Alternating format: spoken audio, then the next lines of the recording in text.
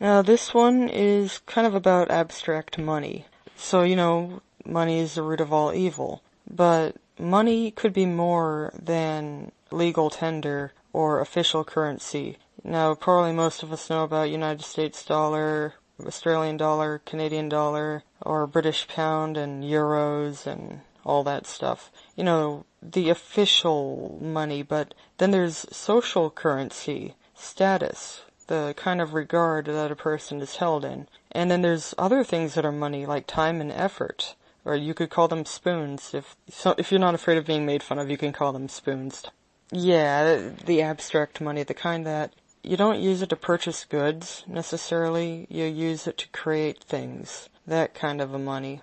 And, man, there could be a lot to be said about this one, too. So, even if there were no official money or gold and silver coins or or bottle caps or unopened packets of American cigarettes, there would still be, in this world, the way things are here right now, there would be a hierarchy based on abstract invisible money, social standing, social currency, social shekels. And basically, popular people have it all of that invisible money, and unpopular people do not have this invisible money. And every stupid thing I did in my life was basically trying to, either just fulfill my own egotistical desires or gain acceptance and approval from the people that I thought were popular and worth admiring. And I don't have the energy to get into a whole lot of this at this time, maybe later. But, you can be greedy for ego.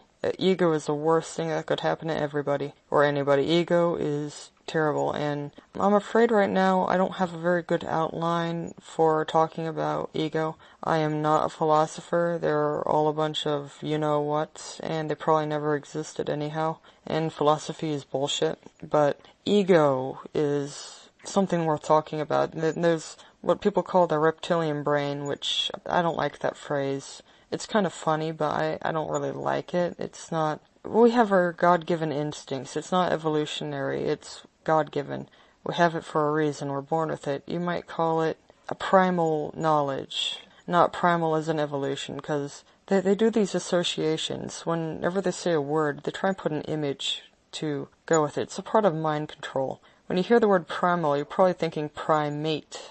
Those are fake. And we're not primates. We're just us. Taxonomy is bullshit. So among whales, cetaceans, there's supposed to be a seal with a long tusk. You ever noticed how cartoon narwhals are drawn with the horn on their forehead like a fictional equine unicorn? Real unicorns are gotta be bovine. But anyway, this is about... I don't know. I'm just gonna ramble. I don't care. Well, narwhals are fake, but in cartoons, which are deemed non-canon, they have the unicorn horn, and in canonical material, they have the overgrown tusk. And they're just Photoshop seals. They're not whales. They're seals. And yet, I think that they're classified with whales. I can't look it up at the moment, but I recall it being that way. I don't even know. But here's a better example. Okay, raccoon-type animals like the raccoon dog tanuki, or quadrimundi, or red pandas. Well, okay, so there's those. Raccoon animals, you know them. And then all of a sudden there's this giant teddy bear that makes no sense. He doesn't look like a raccoon animal. He is not articulated like one. He's articulated like a person in a suit. And they eat CGI bamboo. You should watch those videos. The bamboo is CGI. And the mouth is a puppet, and there's a person. It's really weird. They got 3 or 4 things going. Puppetry, actor, and CGI. And anyway, so this great giant panda is grouped in with raccoon animals. And here's another one that wasn't brought up before, I don't think, but thylacines or Tasmanian tiger.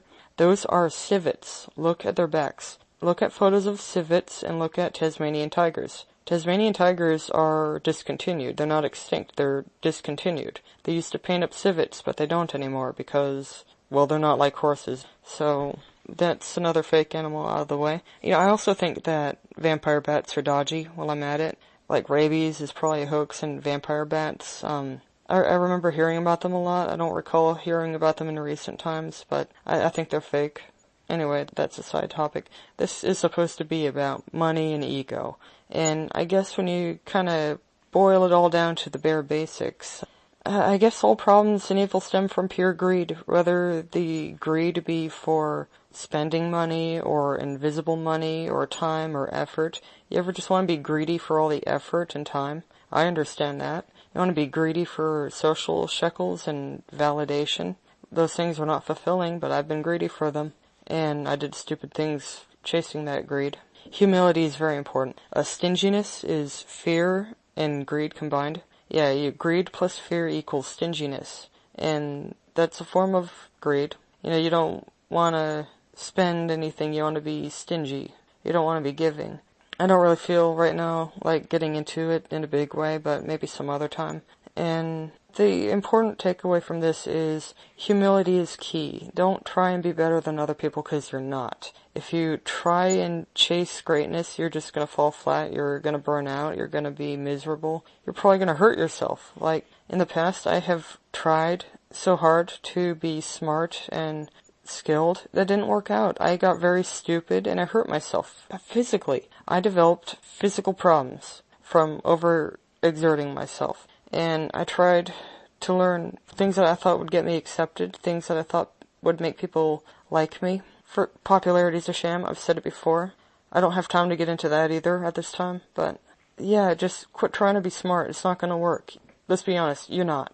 It's better to just be simple. Like, think of a computer full of bloatware and spyware and it keeps crashing. It's got all these problems because it has a million bullshit processes going. Now, you don't want to be like the spyware bloated computer. You want to be like an 8-function calculator, okay? Simple. You want to be simple and never screw up. And I think this is just another starting point, and I will talk again later.